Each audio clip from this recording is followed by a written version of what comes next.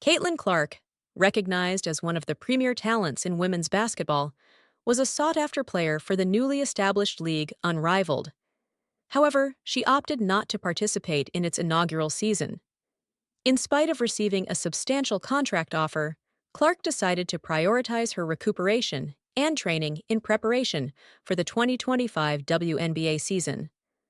Nonetheless, she did not dismiss the possibility of joining Unrivaled in the future. Unrivaled made a significant effort to secure Clark's involvement for its first season, reportedly extending an offer of $1 million for her participation. This represents a considerable increase from her rookie salary in the WNBA, which was $76,135, indicating the league's dedication to enticing elite players. Following a remarkable rookie season with the Indiana Fever, Clark emerged as a prominent target for the league. Despite this, she chose to decline the offer, emphasizing the necessity for some leisure following the Fever's elimination from the playoffs. Clark articulated her intention to rest and concentrate on preparing for the upcoming WNBA season, incorporating golf into her off-season regimen. When inquired about the potential for her participation in Unrivaled, Clark expressed an open yet non-committal stance. She stated, "We'll see. I don't know. Just taking it as it goes and see if I want to play eventually." This statement maintained the possibility for future opportunities, yet for the time being, she was not prepared to engage with the league. Clark's decision to forgo Unrivaled was logical, considering the demanding schedule she had already navigated. After completing a full college season, a WNBA rookie year, and potentially competing in Unrivaled, Clark would have been involved in basketball for almost an entire year. The physical demands associated with such a commitment could potentially increase her injury risk, a factor she presumably contemplated when she declined the offer. While the fans in the league expressed disappointment, Clark's choice to rest did not overshadow her accomplishments. Rather than overexerting herself, she opted to recuperate and avert the burnout that frequently affects athletes who neglect proper recovery. Clark's decision to forego this season is justifiable. Despite Clark's absence from the league this season, Unrivaled is poised to launch with a number of prominent athletes. The Fever will be represented by Lexi Hull and Aliyah Boston, two skilled players who will contribute to the league's competitiveness from the outset. Unrivaled's inaugural event is scheduled for January 17th, and in spite of Clark's non-participation, the league has successfully gathered an impressive roster of talent. Following Clark's decision to decline, Unrivaled took initiatives to broaden its appeal. The league had already expanded its rosters and incorporated wildcard positions for players, which generated discussions among fans regarding the potential for Clark to reconsider. Although she did not occupy a wildcard spot, other notable players, including rookie Cameron Brink and New York Liberty guard Sabrina Ionescu, committed to competing in the inaugural season. These athletes, alongside Hull and Boston, provide the league with a robust groundwork as it commences operations. Although Clark will not compete during the inaugural season of Unrivaled, it is evident that the league remains highly interested in her potential future involvement. The $1 million proposal extended to Clark illustrates the league's ambitious aspiration to attract prominent athletes and enhance its brand identity. While Clark opted to prioritize her recovery this year, the endeavors of Unrivaled were far from futile. They successfully enlisted a number of the most acclaimed figures in women's basketball, signifying their dedication to establishing a competitive and prestigious league. At the conclusion of January, it was reported that the Indiana Fever had acquired two-time WNBA All-Star and 2019 WNBA Defensive Player of the Year, Natasha Howard, through free agency. This transaction was among several significant off-season maneuvers that have positioned the Fever as legitimate contenders for the WNBA championship in 2025. The acquisition of Howard was strategically sound for multiple reasons. Not only does she address their most critical positional requirement at the wing, but Howard is also intimately familiar with the Fever franchise having been drafted by Indiana with the fifth overall pick in the 2014 WNBA draft, and subsequently spending 2 seasons with the team. The signing of Howard by the Fever remained a closely guarded secret until the announcement was made, which initially took the women's basketball community by surprise. Nevertheless, a February 19th article by Chloe Peterson in IndyStar indicated that this decision had been under consideration within the Fever's front office for a considerable period. "I think it was day one when I got this job. Kelly and I were on the phone, and we had 2 things on our to-do list: re-sign Kelsey Mitchell and bring back Natasha Howard," Fever General Manager Amber Cox stated in the article. "We have been focused on this day and this moment since the day we started this process." It has been acknowledged for months that re-signing Kelsey Mitchell was a paramount concern for the Indiana Fever. However, they remained reticent regarding their intentions to sign Howard, an approach that proved to be exceedingly effective. Caitlyn Clark undeniably stands out as one of the most significant athletes in the sporting landscape.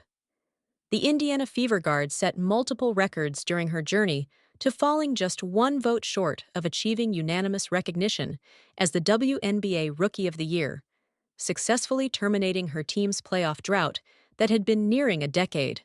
With her extraordinary rise to prominence on the court, fans are fervently pursuing all things related to Clark off the court. Given the resurgence of trading cards in recent years, it is unsurprising that Clark's cards have emerged as valuable commodities within the market. A recent report by Brooks Peck of The Athletic disclosed that the WNBA's 2024 Prism set, released on February 12th, is currently averaging sales of $1,200. This figure represents a significant increase from the 2023 collection, which Peck indicated was priced at $150. WNBA and NBA Prism hobby boxes each contain 12 packs, with 12 cards per pack and a guarantee of 2 autographed cards per box, Peck noted. Hobby boxes of the 2023 WNBA Prism were initially suggested to retail at $150, indicating that the price of the latest release reflects a 700% increment. Peck later affirmed that while the overall popularity of the WNBA is increasing, Clark remains at its forefront. Her WNBA gold vinyl card was auctioned for $234,150 this past December, a sum that Peck anticipates will be exceeded by the eventual sale of Clark's Prism. In terms of the demand for Clark's cards, Peck revealed that an eBay study concluded she ranks just behind Victor Wembanyama and LeBron James in terms of the most searched active basketball players. Caitlyn Clark's agent expresses skepticism regarding the possibility of the Women's National Basketball Association, WNBA, compensating the Indiana Fever star at her true market value. Clark was part of an exceptional draft class that contributed significantly to the WNBA reaching various milestones in viewership and attendance during the 2024 season, including achieving the highest regular season viewership in 24 years. A study from Relo Metrics discovered that during the 2024 regular season, the WNBA generated a record media value of $136 million for sponsors, with 45% of the total broadcast value attributed to Clark's Indiana Fever. Additionally, the league experienced a 322% increase in online searches last year, surpassing all other sports properties, as noted in Red Torch's recent Sport on Social report. Clark's influence on the WNBA was further emphasized by research conducted by Dr. Ryan Brewer, an associate professor of finance at Indiana University Columbus, who estimated that the economic impact of the 23-year-old on the city of Indianapolis exceeded $36 million. Brewer indicated that Clark was responsible for 5% of the overall league activity during the 2024 season, which encompasses attendance, merchandise sales, and television viewership. Additionally, 1 out of every 6 tickets sold at a WNBA venue can be attributed to Clark. Despite the remarkable worth of Clark to the league, her anticipated salary for the 2025 season is comparatively modest at $78,000. This scenario arises because WNBA salaries are determined through collective bargaining, resulting in a range between approximately $64,000 and $242,000 for players holding super maximum contracts. Conversely, Unrivaled, the newly established US-based 3-on-3 women's basketball league, asserts that it is providing the highest average compensation in the history of women's team sports. Reports indicate that each athlete is set to receive at least $222,000, similar to the earnings of Jackie Young, the highest-paid player in the WNBA, for the 2024 season, though it is noteworthy that Unrivaled's roster consists of roughly one-quarter the size of a WNBA team. Erin Kane, Clark's representative at XL Sports Management, posits that her client deserves greater compensation, but believes that achieving this may remain elusive. Will Caitlyn Clark ever be compensated by the WNBA to reflect her true value to that league? I don't think that's feasible, Kane remarked to ESPN. She is part of a larger roster of players. They all warrant increased remuneration. She should be acknowledged for her contributions and the economic impact she has made on the league. It really is that straightforward. In October of last year, the Women's National Basketball Players Association, WNBPA, chose to opt out of the league's collective bargaining agreement, CBA, asserting that players are pursuing a business model that accurately represents their true worth, which includes higher salaries, among other benefits. There exists the potential for a work stoppage if a new CBA is not established by the conclusion of the 2025 season. However, Kane remains optimistic about a progressive negotiation process. The paramount objective has always been to ensure that WNBA players receive fair compensation for their contributions on the court, she stated. I am very hopeful that this CBA negotiation will be progressive and substantially advance our objectives. The WNBA is set to garner up to $2 billion over an 11-year period beginning in the 2026 season as part of the National Basketball Association's NBA upcoming domestic broadcasting rights agreements. Additionally, the league is poised to offer two separate packages of matchups independent of the NBA, which may further elevate revenues potentially reaching as high as $260 million per season. Currently, the WNBA earns approximately $60 million annually from its existing domestic media contracts. Notwithstanding these various enhancements, the New York Post reported last October that the WNBA was projected to incur a loss of $40 million during the 2024 season.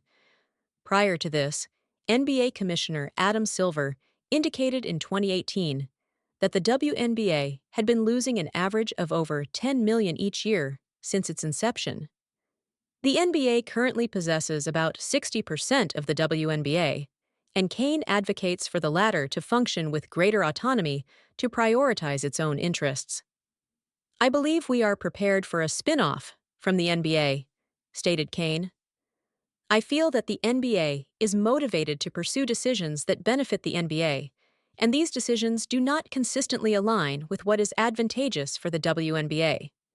Therefore, in the interest of the league I represent, I desire for women and women's basketball to have the ability to make straightforward, transparent choices that serve their own best interests. 80